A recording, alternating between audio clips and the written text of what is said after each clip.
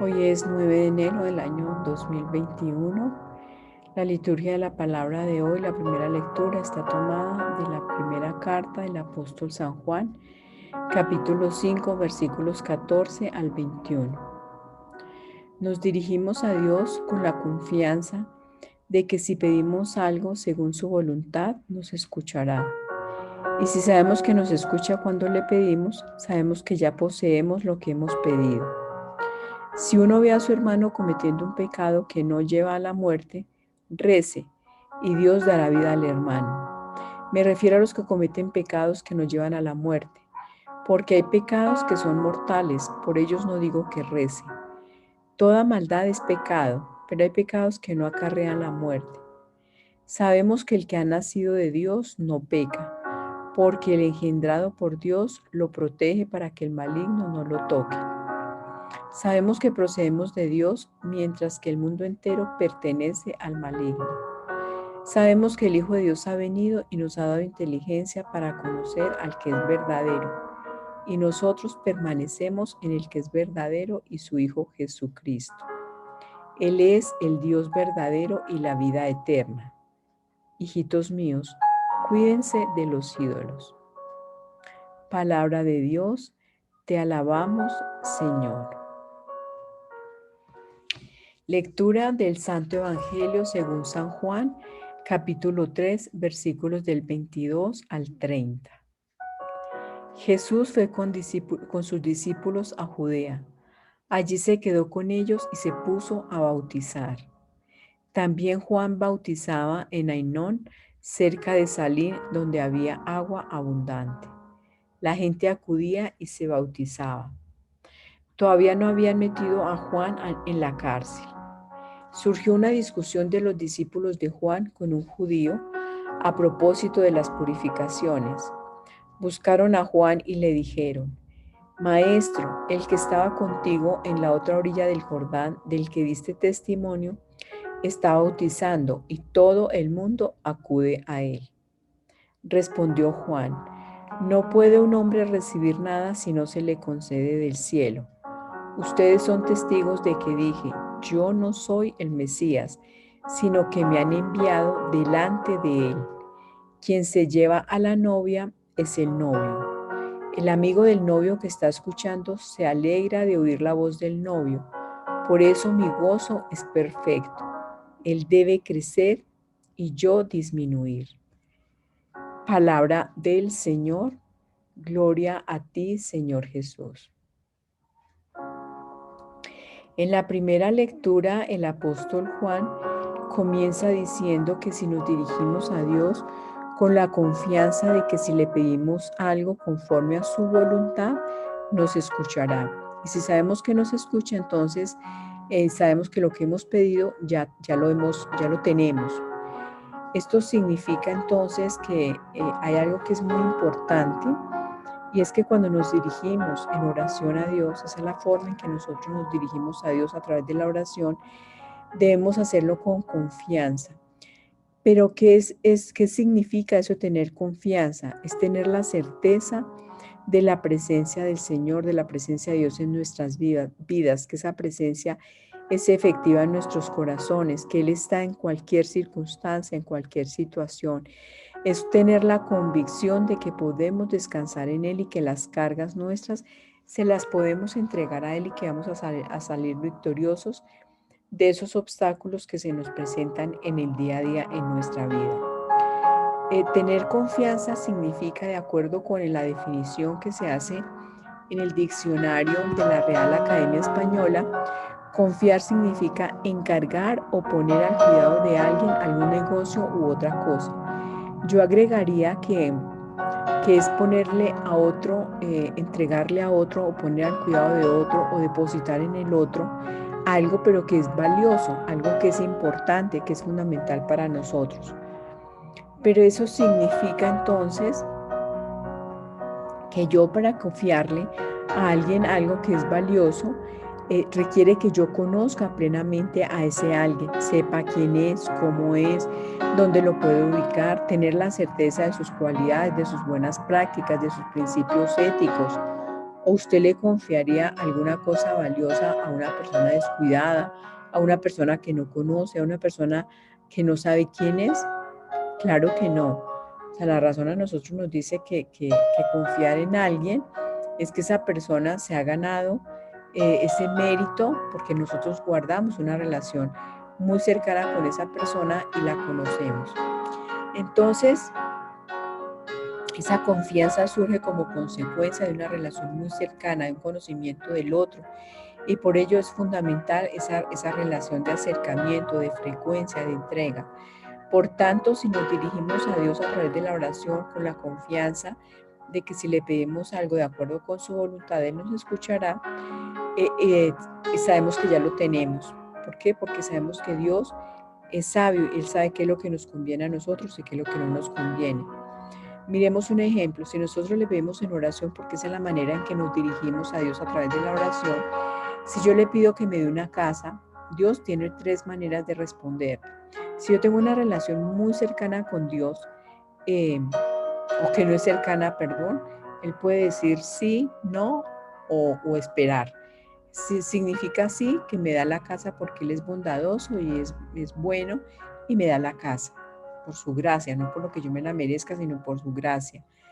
Me puede decir no porque sabe que yo me voy a perder si Él me da esa casa, que me voy a apartar de Él, me voy a apartar de sus principios. Puede decir entonces, no me va a dar esa casa porque sabe que yo no sé manejarla, no sé administrar mis bienes. O puede decirme sí, pero aún no, porque todavía te estoy preparando, todavía no estás preparada para recibir esa bendición. Entonces, miren que mi relación con Dios, mi conocimiento de Dios, sí va a marcar mucho cómo le pido yo a Él. Por ejemplo, en el caso que estoy planteando de la casa, si yo tengo una relación muy estrecha con Dios, yo no le voy a pedir una casa. Le voy a pedir es que Él habite, que Él more en mi hogar, que Él sea realmente el rey de mi vida, el rey de mi casa, el rey de mi familia, independientemente que viva en casa propia, en casa arrendada, independientemente del lugar. Mi petición que dijo al Señor va a ser preparada, va a ser diferente. Entonces, por ejemplo, en el Evangelio de ayer veíamos lo del leproso, ¿no? Que él conocía de Dios y sabía que la voluntad dependía de Dios para que él se sanara. Por eso le dice, Señor, si tú quieres, puedes sanar. Y en el Evangelio entonces nos muestra cómo Juan el Bautista tenía muy claro, él conocía perfectamente cuál era el plan de Dios para su vida, y por eso cuando sus discípulos llegan a decirle o sea, Juan conocía muy bien quién era Jesús, qué era lo que venía a hacer, cuál era la misión de él, pero no lo mismo los discípulos vienen a decirle, esa persona que estaba con usted en la otra orilla del río Jordán, ni siquiera le sabían el nombre. Le van a poner como una queja a Juan diciéndole que Jesús estaba bautizando y que todas las personas estaban yendo a que él los bautizara.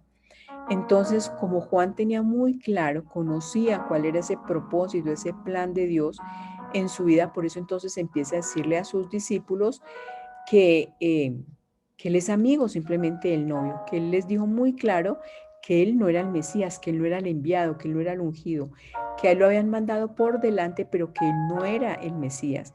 Les deja muy claro cuál era su posición, porque Juan para ese momento había ganado un prestigio. A Juan le creían, a Juan lo seguían, con Juan bautizaban. Miremos, por ejemplo, el caso de Herodes, a pesar de que lo mandó decapitar, pero Herodes confiaba y le gustaba escuchar lo que hablaba Juan el Bautista. Entonces Juan se había ganado un prestigio en ese momento, pero él él no se sentía amenazado ni nada, sino que por el contrario, él dice, yo les he dicho a ustedes muy claramente que yo no soy el Mesías, yo no soy el que fui enviado, el enviado, y sabía que era Jesús porque él ya Jesús se había bautizado y ya Dios le había dicho, este es mi hijo, mi predilecto, el que yo he escogido y del cual daba testimonio Juan. Entonces Juan conocía muy bien eso y por eso su relación era de confianza plena y por eso su reacción fue esa.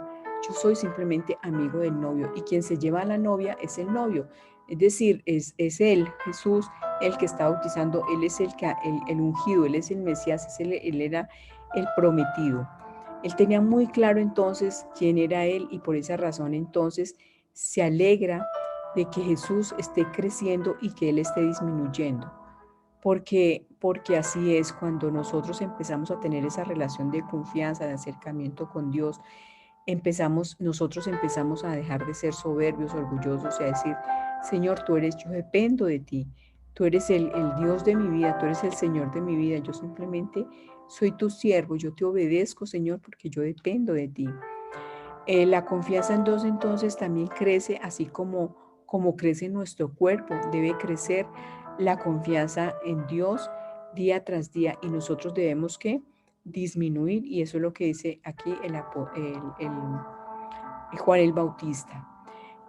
Juan entonces conocía muy bien cuál era su papel, cuál era la misión suya, cuál era la misión del Mesías, de Jesús. Tenía conocimiento y por eso entonces tenía confianza y no se enojó cuando sus discípulos fueron a decirles, por el contrario, resaltó que el Mesías era Jesús y que él era realmente el que tenía el novio, que era el dueño, el de la iglesia, el ungido, el enviado de Dios, era el Hijo de Dios. Entonces, ¿cómo podemos aplicar estos textos bíblicos en nuestro diario vivir? ¿Queremos que nuestras oraciones sean escuchadas por Dios? ¿Queremos saber cómo dirigirnos con confianza a Dios? ¿Queremos saber cómo hacer para que crezca nuestra confianza en Dios cada día? En el libro de Daniel, en el capítulo 10, en el versículo 12, cuando el ángel Gabriel se le aparece a Daniel en una visión, le dice a Daniel, Daniel, no temas, desde el día aquel que te dedicaste a estudiar y a humillarte ante Dios, tus palabras han sido escuchadas y yo he venido a causa de ellas. ¿Qué nos está diciendo esto? Que nosotros nos tenemos que dedicar a meditar, a estudiar, a leer, a conocer a Dios. ¿A través de qué? De su palabra, a través del Espíritu Santo, a través de saber cómo es Él, cómo actúa Él en nuestras vidas. Esa confianza para abandonarnos nosotros absolutamente en las manos de Dios solamente puede surgir cuando empezamos realmente a conocerlo. No cuando oímos hablar, así como dice en el libro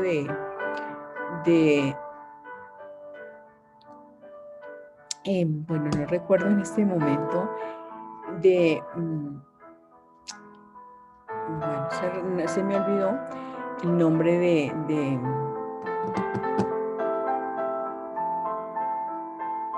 Job, es Job, que dice Job, de oídas te había escuchado, pero ahora que te veo, ahora sí te siento y realmente te conozco. Esa relación con Dios debe ser de eso, de un conocimiento, no porque no lo oigamos. Así es que yo creo en Dios, pero es un Dios a veces desconocido, es un Dios a veces que no conocemos. Por eso tenemos que realmente empezar a conocer a Dios a través de su palabra. Es de la única manera que nosotros podemos conocer a Dios, a través de la palabra, a través de la oración, llenarnos del Espíritu Santo para que Él nos revele, para que Él nos muestre esa verdad. Entonces dice, cuando tú te dedicaste a estudiar, le dice en el libro de Daniel, y a humillarte ante Dios, tus palabras han sido escuchadas y yo he venido a causa de ellas. ¿A qué venía este ángel Gabriel ante Daniel? A ayudarle, a darle fuerza, a revelarle la palabra de Dios. Entonces miren cómo hay dos formas en que las palabras de Dios sean escuchadas. Primero es que nosotros lo conozcamos a Él y generemos entonces a partir de ese conocimiento esa confianza y también a humillarnos delante o ante Dios. En Santiago 4, del 7 al 10 dice, sométanse a Dios, resistan al diablo y huirá de ustedes. Acérquense a Dios y se acercará a ustedes. Purifiquen sus manos, pecadores, santifiquen sus conciencias, indecisos. Reconozcan su miseria, hagan duelo y lloren. Que su risa se convierta en llanto y su gozo en tristeza. Humíllense delante del Señor y Él los levantará. Cuando yo me reconozco miserable, pecadora, cuando yo me reconozco desobediente o soberbia, orgullosa, cuando yo me reconozco que he sido altanera, que he sido respondona. En ese momento estoy empezando a decirle al Señor, Señor, yo te necesito. Yo no he sido humilde, yo no he sido obediente, yo no te he tenido a ti en el primer lugar. Tú no eres el Dios en mi vida, sino he sido yo con mi soberbia y con mi orgullo. Eso es humillarse delante del Señor, reconocer que hemos pecado contra Él, que hemos pecado contra el cielo, que hemos sido desobedientes. Eso es humillarse ante el Señor y reconocer que realmente eres el Señor de nuestras vidas. Entonces aquí nos está diciendo dos cosas que son muy importantes, la palabra, y es eso, la confianza en Dios va creciendo día a día si yo primero me dedico a estudiar, a conocer, a meditar la palabra, y segundo si me humillo ante el Señor. Y miremos cómo en el Salmo 37, en el versículo 3, dice, confía en el Señor y haz el bien, habita en la tierra y sáciate de sus riquezas. Deleítate en el Señor y cumplirá lo que pide tu corazón. Encomienda al Señor tu camino, confía en Él y Él actuará. Entonces, esa confianza en el Señor, entonces es deleitarnos realmente en su presencia, dedicarnos a la oración, dedicarnos a pedirle al Señor que a través de su presencia, del Espíritu Santo, nos muestre, nos revele quién es Él realmente en nuestras vidas. Por eso debemos desarrollar una relación íntima con Dios para que Él crezca y así crezca día tras día nuestra confianza. Y así podemos conocer cuál es su voluntad y tendremos la certeza de que lo que le pidamos ya lo hemos recibido. Por eso vamos a orar. Padre, te damos gracias por tu Hijo Jesucristo. Gracias por derramar en nuestros corazones el amor del Espíritu Santo que se nos ha dado. Te pedimos que nos ayudes a tener una relación más íntima contigo, que nos ayudes a dedicar más tiempo para estudiar, conocer y meditar tu palabra, como ese pan vivo bajado del cielo. Ayúdanos a reconocernos necesitados de ti, a humillarnos delante de ti, Señor, confiados en que todo esto que te pedimos ya lo hemos recibido porque es conforme a tu voluntad. Por eso te damos a ti la gloria, Padre, Hijo y Espíritu Santo, desde hoy para siempre, por los siglos de los siglos.